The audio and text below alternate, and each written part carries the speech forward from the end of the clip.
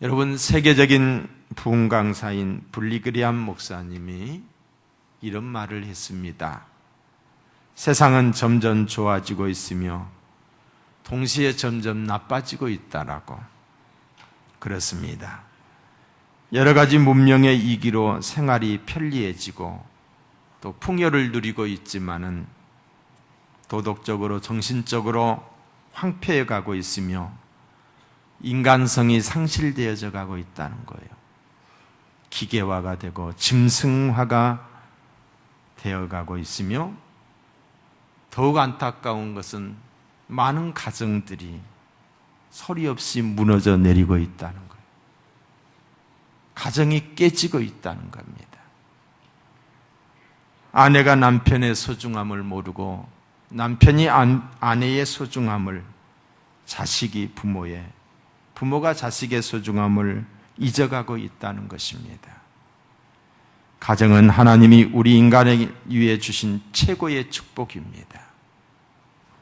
이 축복된 가정을 어떻게 지키며 어떻게 행복한 가정이 될 수 있을까? 우리 모두의 관심사입니다. 이를 위해 노력하고 헌신하며 인내하고 연구해야 될 줄로 믿습니다. 순간의 만족을 위해 가정의 불행을 초래해서는 안 되겠지요. 자신만의 유익을 위해 가정을 등한시해서는 아니 되겠지요. 이 시간 행복한 부부 생활을 위하여 아내가 어떻게 해야 하는지 아내들에게 주시는 하나님의 음성에 귀를 기울이시기 바랍니다. 아내들에게 말합니다. 22절을 보세요. 아내들이여 자기 남편에게 복종하기를 주께 하듯 하라. 그리고 이어서 남편들에게 말합니다. 남편들아 아내 사랑하기를 그리스도께서 교회를 사랑하시고 위하여 주신같이 하라라고 했습니다. 본문의 말씀을 보시면은 하나님께서 남편보다 아내를 먼저 충고하고 아내에게 먼저 권면하고 있는 모습을 보게 됩니다. 왜 그랬을까요? 이는 의도적입니다. 의도적입니다. 가정생활의 위치상 분명히 남편이 가장이요, 대표요, 머리입니다. 우선입니다. 두 사람만 앉혀놓고 권면한다면 남편 먼저 해야 될 것입니다. 그럼에도 불구하고 하나님은 아내를 불러서 권면하고 충고합니다. 그 이유가 어디에 있을까요?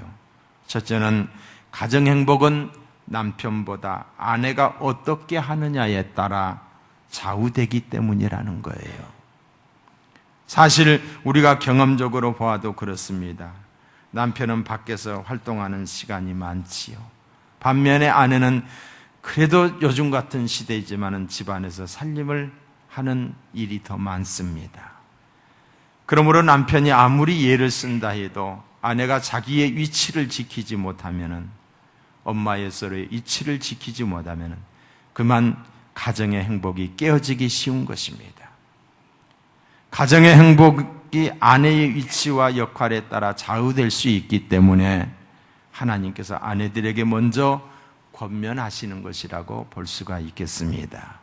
두 번째 이유는 남자보다 아내 쪽에 문제가 더 많고 복잡하다는 것을 암시하는 내용입니다. 사실이 그렇습니다.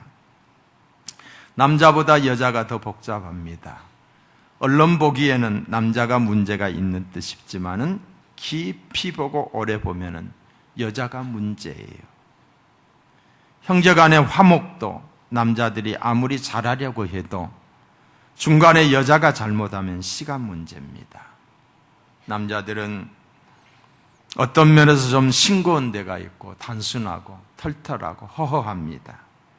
좀 문제가 있어도 쉽게 정리하는데 여자는 그렇지 않는 듯 싶어요. 두고두고 그것을 책임질합니다. 그리고 남편을 충동질합니다. 그래서 바보 같은 남편들이 여우 같은 아내의 말을 듣고 불화가 끊이지 않는 거예요. 어떤 분이 그런 말을 했어요. 여자는 갈대와 같다. 잘 흔들린다는 거지요. 그러나 남자는 그 갈대 끝에 붙어 있는 잠자리다. 여자가 움직이는 대로 움직인다는 거예요. 지혜로운 아내는 설령 서운함이 있고 아닌 듯 싶어도, 문제가 있어도 참고 인내하고 그것을 가슴에 담습니다. 나 하나 편하면 될 걸, 나 하나 불편하면 될 걸. 그리고 십자가 지고 그걸 가슴에 담고 하나님께 기도합니다. 인내합니다. 그러면 집안이 편합니다. 가정이 조용합니다. 그런데 그렇지 못해요. 그래서 하나님이 이 사실을 너무 잘 아시기 때문에 남편보다 아내에게 먼저 충고하는 듯 싶어요. 그 이유는 아마 가정의 행복은 남편보다 아내가 어떻게 하느냐에 좌우되기 때문이라는 거지요. 자녀 교육도 마찬가지입니다. 아버지의 영향을 받는 것보다도 우리가 위인전을 읽어도 어머니의 영향력을 더 많이 받아요. 자녀가 잘 되고 못하면 아무리 아버지가 흐트러진 삶을 산다 할지라도 엄마가 중심을 잡고 아이들을 껴안고 사랑하면 그 자식들이 잘못되지 않잖아요. 그런데 아빠가 아무리 잘하려고 해도 엄마가 엄마로서의 역할을 제대로 못하면 자녀들이 흐트러지는 거예요. 자녀들이. 부모님에게 효도하는 것도 마찬가지. 아무리 아들이 잘하려고 해도 며느리가 잘못하면, 며느리가 친정밖에 모르면 안 되는 거예요. 가정경제도 마찬가지. 가정경제도 아무리 많이 벌어다 준들 뭐합니까? 규모 있게 생활하지 못하고 펑펑 쓰고, 그러면 항상 물질 때문에 고난을 당하는 거예요. 그러나 살림을 하는 아내가 규모 있게 아끼고 전략해서 없는 중에서도 저축을 하고 살아요.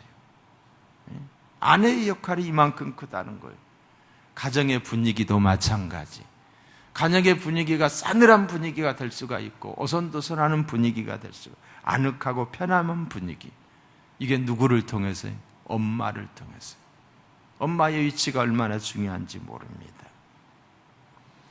아내의 위치가 무엇인지 그 역할에 대해서 말씀을 드리겠습니다. 위치를 지켜야 됩니다. 아내의 위치. 위치를 지키지 못함이 죄인이에요. 여러분, 천사장 루시퍼가 자기 위치를 지키지 못하고 하나님의 자리를 넘보다가 그가 사탄이 되었어요. 위치를 지키지 못함이 불행입니다. 죄입니다. 오늘 23절에 보시면은 이는 남편이 아내의 머리됨이 예수께서 교회의 머리됨과 같음이니 그가 친히 몸의 구주시니라. 무슨 말입니까? 교회의 머리는 누구라고요? 예수님이라는 거예요. 예수님. 그런데 아내의 머리는 누구라고요? 남편이라는 거예요. 이건 제 말이 아닙니다. 왜 남편이 내 머리냐? 이렇게 말씀하실지 모르지만 이건 제 말이 아니에요. 성경입니다. 하나님의 말씀입니다. 무슨 말입니까? 여자의 위치는 남자의 다음이라는 거예요. 여러분, 고린도전서 11장 8절로 9절을 보시면은 남자가 여자에게서 난 것이 아니요, 여자가 남자에게서 났으며 또 남자가 여자를 위하여 지음을 받지 아니하고 여자가 남자를 위하여 지음을 받은 것이니라. 이게 성경입니다. 성경이에요. 이 말씀은 남녀의 위치를 정확히 규정하는 규절이라고 볼 수가 있어요. 왜 위치가 남자가 먼저입니까? 창조의 순서에 있어서 남자가 먼저라는 거예요. 여자의 머리는 남자라고 말하고 있습니다. 또한 창조의 목적에 있어서 여자는 남자를 돕는 배필이라는 거예요. 이게 성경입니다. 무엇이든지 가장 보기 좋은 때가 언제입니까? 꼭 있어야 할 곳에 있을 때, 적세적소에 있을 때, 자기 위치를 지킬 때입니다. 만약에 이 피아노가 여기 있으니까 그냥 조화가 됐고 아름답지. 이 피아노가 창고에 있다라고 생각을 해보세요. 짐짝이에요. 아무 쓸모작이 없는 거예요. 제자리에 있을 때 가장 아름답고 자연스러운 법이라는 거지요. 여자가 가장 아름답고 자연스러울 때가 언제입니까? 바로 여자의 위치에 있을 때, 아내의 위치에 있을 때, 엄마의 위치에 있을 때입니다. 가정에서 아내가 남편 위에 올라서면 그만큼 보기 싫은 것이 없어요. 하나님이 지정해 주신 제자지를 벗어났기 때문에 보기가 싫은 거지요. 가정에서는 남편이 중심이 되어야 됩니다. 아내는 반드시 남편의 리더십을 존중해 줘야 됩니다. 그런데 반대로 아내가 머리 역할을 하는 가정이 있어요. 왜? 자기가 경제권이 좀 있다라고. 아내가 자녀들 보는 앞에서 남편을 내리잡아요. 말도 제대로 못하게 해요.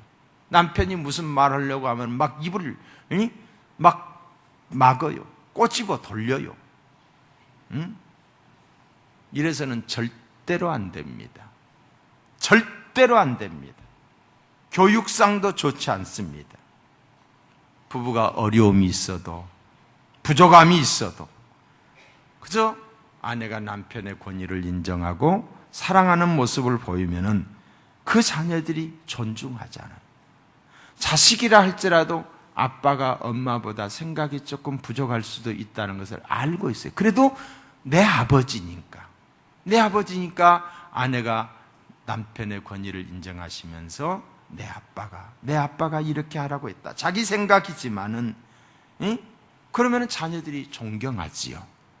근데 그 부족한 모습이 있다라고 해서 그냥 항상 자녀들 보는 앞에서 그냥 무시하고 그러면 안 되네. 그러면서 너네들 부모에게 잘해라 하면은 자녀들이 잘하지 않지요. 자기는 남편에게 잘못하면서 아버지에게 잘하라고 하면은 그 자녀들이 아빠에게 잘하겠어요? 자기는 신랑에게 잘하지 못하면서 너 시집가서 신랑에게 잘해라 하면 잘하겠어요? 보고 들은 게 그건데 그러니까 그런 문화 속에서 자란, 다시 말해서 엄마가 아빠를 쥐잡듯이 잡는 그런 문화 속에서 자란 사람이 시집을 갔어요. 지그 집에서 보고 배운 것을 자기도 은연중에 하는 거예요. 그러다가 눈탱이 방탱이 되는 거예요.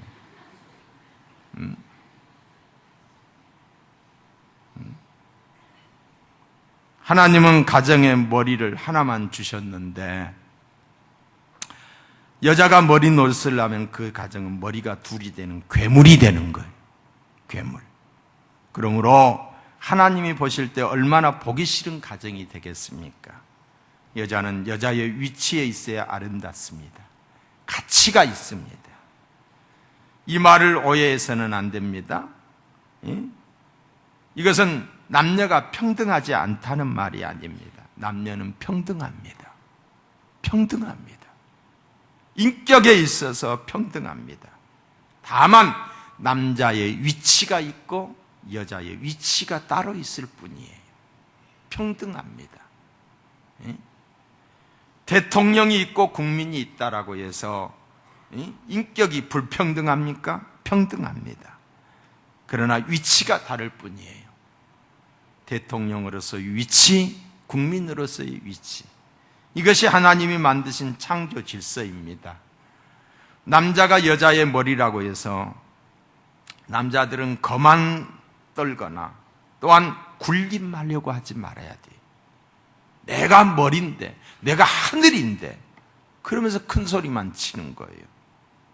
도리어 남자는 자신이 여자의 머리가 된다는 말을 들을 때 가슴 아파해야 돼요. 무거운 책임감을 느껴야 돼요. 가슴 아파해야 돼요. 왜 가슴 아파해야 되느냐? 머리가 머리로서의 위치를 지키지 못해 아픔을 많이 주었고 너무너무 고생을 많이 시켰기 때문이에요. 여러분, 머리가 잘못된 판단, 머리가 잘못되면 어때요? 온몸이 고생을 하지요. 머리에 들어있는 게 없으면 손발이 고생을 해야 되는 거예요. 이 손발이 누구예요? 처자식들이 죽을 고생을 하는 거예요. 머리 역할을 잘 못하기 때문에. 누가? 아빠가, 남편이. 머리를 잘못 이해한 나머지 무조건 순종으로 이해해서 폭력을 쓰고 학대를 하는 사람도 있어요. 어디 남편한테 그러냐고. 요즘 그랬다가는 쫓겨나지만, 사랑해도 모자라는 판국에 야만스러운 행동을 하면 안 됩니다. 우격다짐을 해서도 아니 됩니다. 약한 여자들의 생을 망쳐놓았어요. 이런 분 계십니다. 회개하셔야 돼요. 회개하셔야 돼요. 자기 역할은 제대로 못하면서 그냥 남편 대우만 받으려고 하는 거. 회개하셔야 돼요. 아내는 뒤돌아서 눈물을 흘리고 있는데, 우리는 남자가 여자의 머리라는 사실을 분명히 이해해야 합니다. 오늘 본문 23절에 보시면 남자가 여자의 머리 되면 예수님이 교회의 머리 됨과 같다라고 말했어요. 예수님이 교회의 머리예요. 여러분, 교회가 뭡니까? 저와 여러분들이잖아요. 우리의 모임이 교회입니다. 그렇다고 할진데 우리는 지체예요. 손이고 발이고 눈이고 귀고. 근데 이 지체된 머리가 누구냐? 예수님이라는 거지요. 교회 머리는 예수다.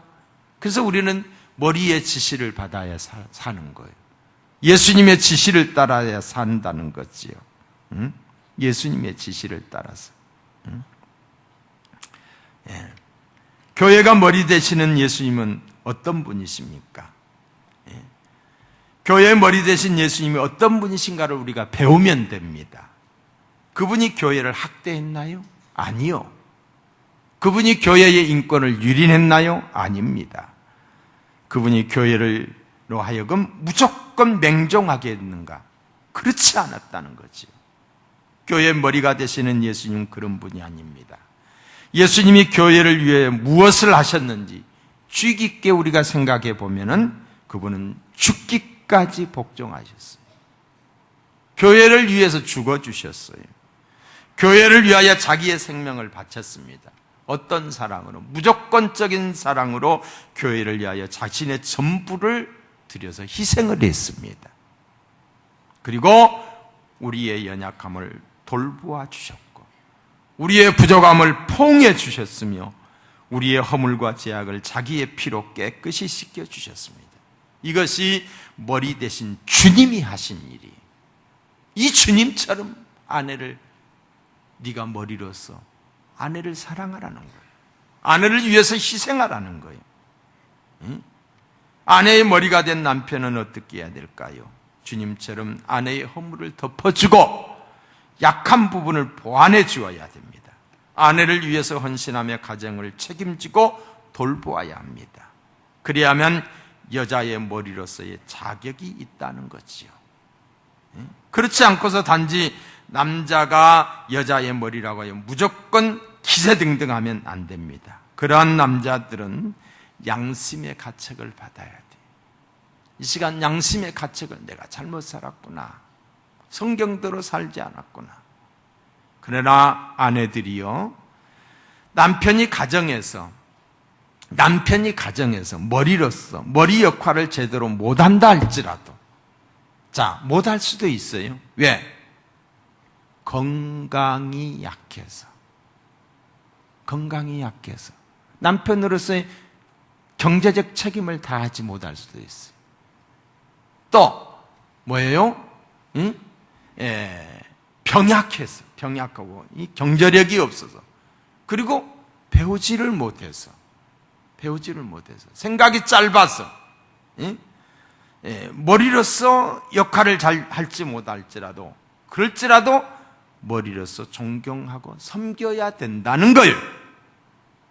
이런 사람은 예외다라고 하는 성경 구절이 없습니다. 이것이 아내들을 향한 하나님의 명령이요, 또 아내들이 하나님의 말씀에 순종하는 태도입니다. 아내의 역할이 무엇일까요? 아내들이요, 자기 남편에게 복종하기를 주께 하듯 하라. 이는 남편이 아내의 머리됨이 그리스도께서 교회의 머리됨과 같음이니 그가 친히 몸의 구주시니라. 남편을 머리로 인정하는 것입니다. 복종하는 것입니다. 우리의 몸은 머리에 지시를 받고 살지 않습니까? 가정의 머리 되는 남편의 권위가 살아있을 때에 가정의 권위가 살고 가정의 질서가 잡히고 그 가정이 평안한 가정이 되는 줄로 믿습니다. 이는 아내의 복종을 통해서 이루어지는 줄로 믿습니다. 여러분, 여자의 아름다움은 순종함에 있습니다. 여자의 이쁜 것은 순종함에 있습니다. 여자들은 아름다움에 대한 욕심이 많습니다. 이뻐지고 싶어지는 욕심이 많지요. 예뻐지기 위해서 화장을 합니다. 화장. 응? 여러분은 어떤 화장을 하십니까? 성경은 참으로 좋은 화장품을 소개하고 있어요. 자, 베드로전서 3장을 보실까요?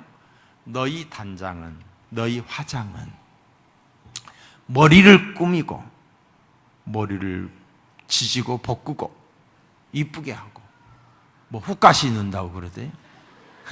금을 차고 아름다운 옷을 입는, 금붙이를 여기저기 붙이고 막 반지 좋은 거 아무리 끼고 다니도 좋은 옷을 입는 외모로 하지 말고 오직 마음에 숨은 사람을, 마음을, 겉모습이 아니라 내 마음에 숨은 사람, 온유하고, 온유가 뭐예요? 부드럽다는 거지요.